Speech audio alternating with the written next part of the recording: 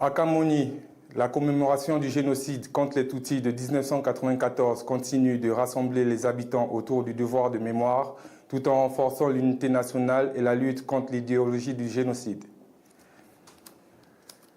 À Kibéo, un couple témoigne d'un profond renouveau spirituel après avoir participé au pèlerinage marial, une expérience qu'ils décrivent comme un moment de grâce et de transformation dans leur vie familiale. L'Église catholique appelle également les fidèles à intensifier leurs prières pour les prêtres et les personnes consacrées afin de soutenir leur mission pastorale et leur engagement au service de la communauté.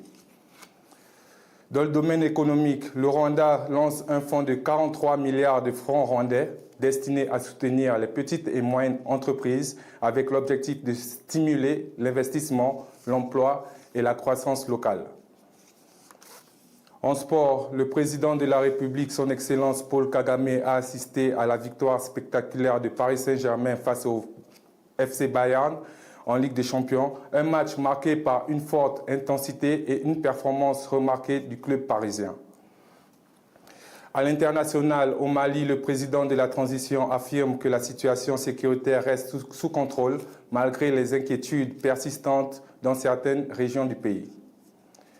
Au Sénégal, le Parlement ouvre la voie à une éventuelle candidature présidentielle de Ousmane Sonko, une évolution politique qui suscite déjà de nombreuses réactions sur la scène nationale.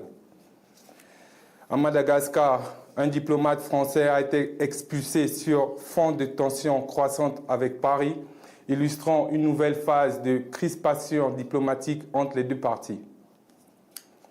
Aux États-Unis, un suspect a été inculpé pour tentative d'assassinat lors du dîner des correspondants de la Maison-Blanche, un événement qui relance le débat sur la sécurité des hautes personnalités politiques.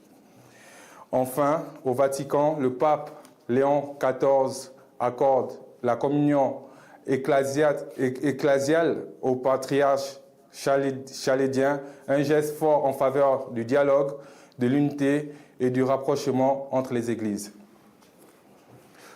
Voilà pour les titres. Bienvenue encore à tous dans votre journal en français sur Patchis TV.